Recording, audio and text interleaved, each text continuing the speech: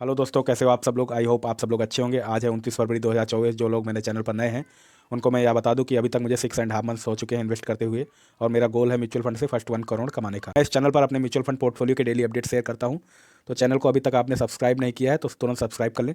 तो चलिए आज देखते हैं मेरे पोर्टफोलियो का क्या रिटर्न है। तो दोस्तों, मैंने अभी तक 5,25,424 रुपये इन्वेस्टमेंट कर दी है, जिसकी करंट वैल्यू है 5,83,932, और टोटल पोर्टफोलियो का रिटर्न है 58,508 रुपये, जो कि 11.14%। और जो एक दिन में मेरे पोर्टफोलियो में चेंज आया है 9,310 रुपये। तो यहाँ पे आपका पेशेंस सब चेक होगा। जैसे आज मार्केट काफ़ी डाउन गई है, तो एक दिन में मेरे प्रॉफिट में 9,310 रुपये कम हो गए। ऐसे केस में आप लोग घबरा जाएंगे, आप लोग डर जाएंगे कि मार्केट बहुत जा रही है, मुझे अपना पैसा रिडीम कर लेना चाहिए। यहीं पे आपका पेशेंस चेक होगा, यहीं पे आपको इन्वेस्ट और करना है। जब मार्केट गिरे तो और ज़्यादा इन्वेस्टमेंट करो। जैसा कि मैं हर वीडियो में बताता हूँ, आप लोगों को रेगुलरली इन्वेस्टमेंट करना होगा, तभी आपका बहुत अच्छा रिटर्न मिलेगा। अगर आप मंथली या वीकली जैसे भी इन्वेस्ट करते हैं, रेगुलरली करते रहिए। तो आज भी मैंने, जैसे आज मार्केट गिरी है, तो आज भी मैंने 20 हज़ार के करीब इन्वेस्टमेंट किया है सभी फंड्स में। तो इसका मुझे बेनिफिट लॉन्ग टर्म में मिलेगा। जो मैं करता हूँ दोस्तों, वही मैं आपको बताता हूँ कि मैं रेगुलरली इन्वेस्टमेंट करता हूँ, तो आपको भी वही सजेस्ट करता हूँ कि आप लोग भी रेगुलरली इन्वेस्टमेंट करिए। और जितना मार्केट गिरे उससे आपको डरना बिल्कुल नहीं है। ये तो आप लोगों के लिए, सबके लिए अपॉर्चुनिटीज़ होगी एक, कि मार्केट नीचे डाउन जाएगी, हम लोगों को इन्वेस्टमेंट, जो लमसम इन्वेस्टमेंट करना चाहते हैं या जो अपने पास एक्स्ट्रा पैसा रखा है, आप अपॉर्चुनिटी ढूंढ रहे थे कि कब मार्केट गिरे, कब आपको इन्वेस्टमेंट करने का मौका मिले। तो यही वो दिन होते हैं जहाँ पे आपको ये मौका होता है। आज लगभग मार्केट 1.57% म्यूचुअल फंड के अकॉर्डिंग गिरी है, अपने जो फंड्स हैं इनके अकॉर्डिंग।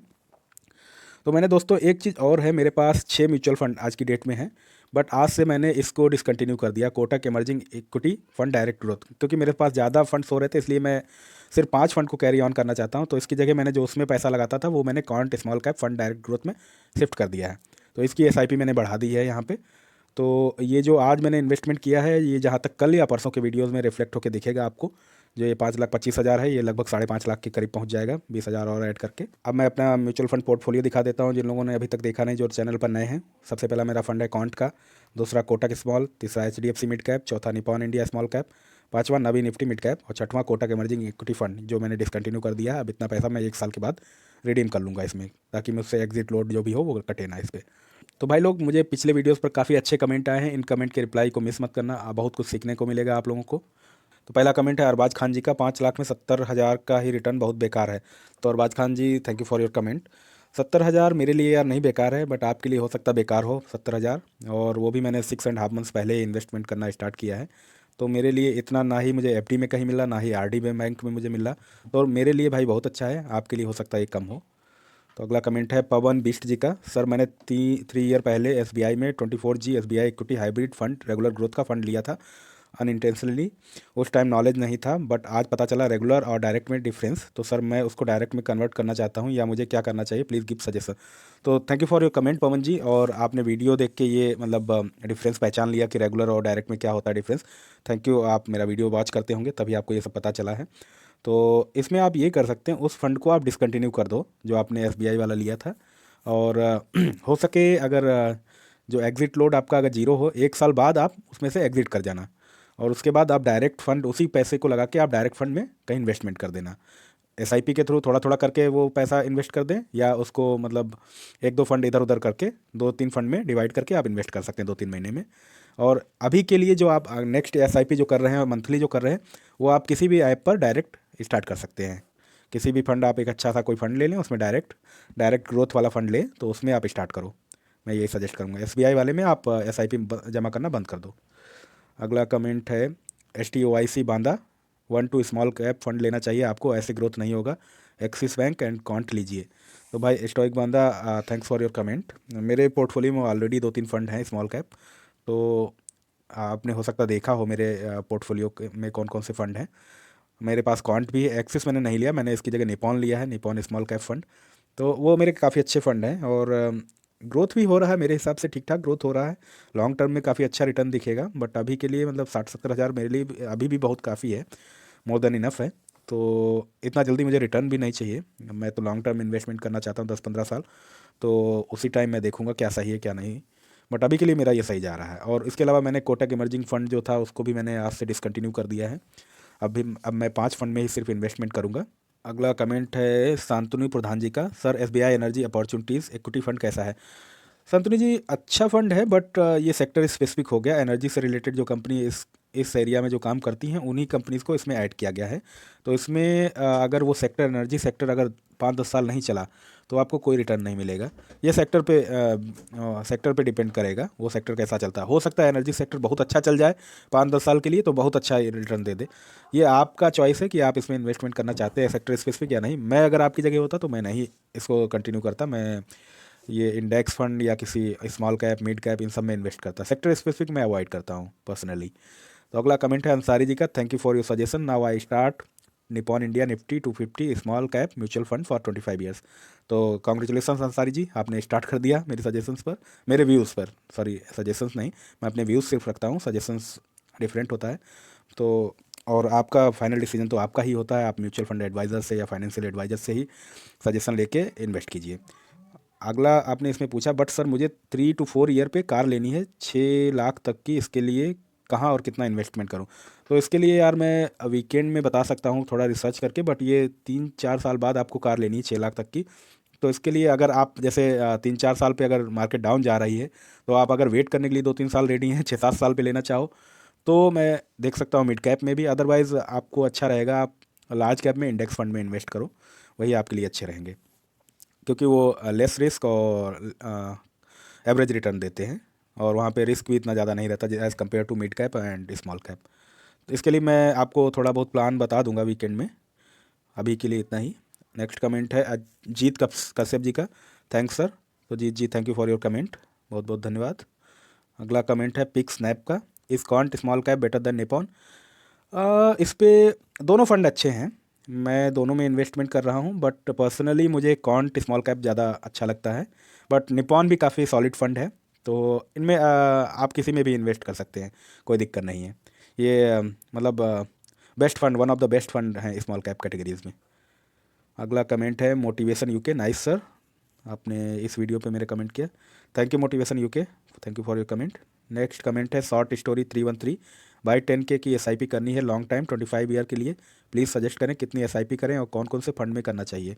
तो भाई शॉर्ट स्टोरी आपको ये देखना होगा आप रिस्क कितना लेना चाहते हैं। अगर आप ज़्यादा रिस्क लेना चाहते हैं तो आप मिड कैप स्मॉल कैप में इन्वेस्ट कीजिए। अगर आप बैलेंस लेके चलना चाहते हैं तो आप लार्ज कैप में इन्वेस्ट कीजिए और थोड़ा पैसा मिड कैप में, थोड़ा पैसा स्मॉल कैप में। अगर आप बहुत कम रिस्क चाहते हैं तो लार्ज कैप में सबसे ज़्यादा इन्वेस्टमेंट कीजिए, फिर थोड़ा थोड़ा मिड और स्मॉल कैप में कर सकते हैं। इसके लिए फ़ंड मैं एडवाइस करूंगा, जैसे आप लार्ज कैप में इंडेक्स फ़ंड ले लो, उसका अच्छा रिटर्न आता है क्योंकि इंडेक्स फ़ंड ऑलमोस्ट ज़्यादातर सभी इक्वली रिटर्न देते हैं। तो किसी भी अच्छी कंपनी का आप ले सकते हैं, निपॉन या नवी भी एक कंपनी है नवी निफ्टी 50 फंड, तो वो आप ले सकते हैं। कई सारी कंपनीज हैं, लगभग ऑलमोस्ट सिमिलर वो रिटर्न देंगी आपको। लार्ज कैप में इंडेक्स फंड में आप इन्वेस्टमेंट कर सकते हैं, वहाँ पे रिस्क भी थोड़ा कम रहता है as compare to mid cap and small cap. और मिड कैप में भी HDFC निपॉन है, काफ़ी कंपनियां हैं मिड कैप में भी, कोटक है, और स्मॉल कैप में भी ऐसे हैं निपॉन, कोटक, कॉन्ट, उसमें भी मिड कैप सब में है ये ज़्यादातर। कॉन्ट के भी काफ़ी अच्छे फंड रहते हैं, आप एक बार उनका प्रीवियस जो रिकॉर्ड है वो चेक कर लीजिए। उसके अलावा जो AUM है वो चेक कर लीजिए, 2000 करोड़ से ऊपर है, तो लगभग अच्छे होते हैं वो fund. But in case of index fund उसमें आप मतलब 2000 से नीचे भी AUM है तो भी आप इन्वेस्टमेंट कर सकते हैं इंडेक्स फंड में, क्योंकि ऑलमोस्ट वो इंडेक्स को ट्रैक करते हैं तो रिटर्न सेम रहेगा। अगला कमेंट है सौरभ काले जी का, माय SIP पोर्टफोलियो, इन्होंने कुछ फंड्स लिख रखे हैं, प्लीज़ रिव्यू माय पोर्टफोलियो। तो सौरभ काले जी, मैं जैसा कि मैंने पिछले वीडियोस पे काफ़ी बताया है कि मैं वीकेंड में पोर्टफोलियो रिव्यू करता हूँ, तो आपका भी मैं ये पोर्टफोलियो इंक्लूड कर लूँगा रिव्यू में। तो आप वेट कीजिए उस वीडियो का, सैटरडे या संडे को आ जाएगा वो वीडियो, तब आपको मैं बता दूंगा, आप वीडियो को देख लेना। अगला कमेंट है गब्बर सिंह जी का, sir Motilal Oswal micro cap fund long term के लिए कैसा है? तो अगर आप मैं जहाँ तक समझ सकता हूँ Motilal Oswal Nifty micro cap 250 index fund में आप इन्वेस्टमेंट कर रहे होंगे, तो ये ऑलरेडी इंडेक्स को ट्रैक कर रहा है और मैं देख सकता हूँ फंड साइज भी इसका 796 करोड़ है। इसमें आप कर सकते हैं क्योंकि ये इंडेक्स फंड जो होते हैं वो ऑलमोस्ट सिमिलर होते हैं, किसी में भी आप कीजिए। आप बस उसका एक्सपेंस रेशियो देख लीजिए, एक्सपेंस रेशियो का इतना फर्क नहीं होता, कुछ ही का 0.38% इसका है एक्सपेंस रेशियो, अच्छा है। आप नवी का भी देख सकते हैं, नवी या निपॉन का, उनमें भी देख सकते हैं, कॉन्ट का भी आता है तो उधर भी देख सकते हैं। वैसे इंडेक्स फंड आप कोई भी करिए, कोई दिक्कत नहीं है।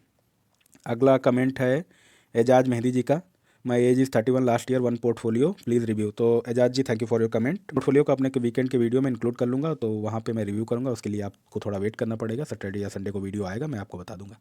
अगला कमेंट है द लास्ट गेमर 007, भैया suggest me Nifty 50 index fund for around 3 to 5 years और मोर, और निफ्टी 50 में हाई रिस्क क्यों शो कर रहा है, आप सजेस्ट कर दो फंड जो no risk and high returns they.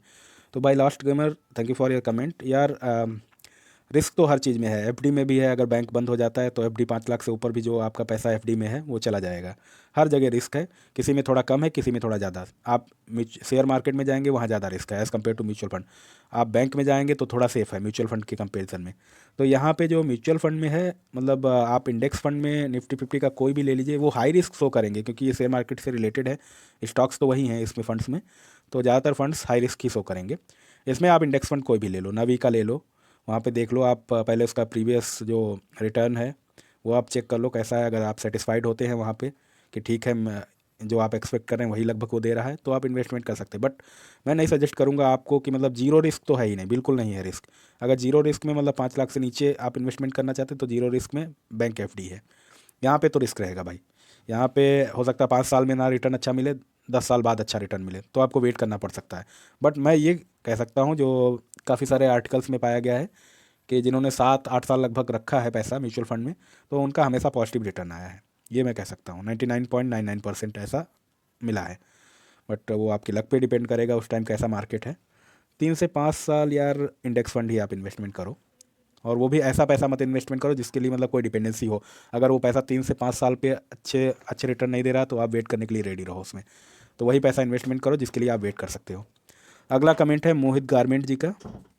Sir my age is 29 year, please suggest small cap fund for 10 to 15 years investment. तो इनको एक भाई ने रिप्लाई भी किया है, रावत फैमिली जी ने, वही एक्सिस स्मॉल कैप और निप्पॉन स्मॉल कैप फंड ले लो। हाँ ये भी दोनों अच्छे फंड हैं। इसके अलावा आप कॉन्ट को भी देख सकते हैं, कॉन्ट भी अच्छा फंड है। तीनों में आप कंपैरिजन कर लो, निप्पॉन और कॉन्ट तो मतलब टॉप हैं स्मॉल कैप में, स्मॉल कैप कैटेगरी में टॉप फंड्स हैं। तो आप इनमें देख लो जो भी आपको अच्छा लगे। आप इनका प्रीवियस रिकॉर्ड्स चेक कर सकते हैं, एयूएम साइज से इतना मैटर, ये काफ़ी बड़े फंड्स हैं। और हाँ ये सारे जो मैंने कमेंट्स पे रिप्लाई किए हैं ये मेरे व्यूज़ हैं। आप किसी भी इन्वेस्टमेंट करने से पहले अपने म्यूचुअल फंड एडवाइज़र से ज़रूर सलाह कर लें तभी इन्वेस्टमेंट करें। तो भाई लोग पिछले काफ़ी वीडियोस पर आपका बहुत अच्छा सपोर्ट मिल रहा है, तो इसी तरीके से चैनल पर सपोर्ट बरकरार रखिए और चैनल को लाइक कीजिए, शेयर कीजिए, सब्सक्राइब कीजिए अभी तक अगर आपने नहीं किया। Thank you, bye bye, take care.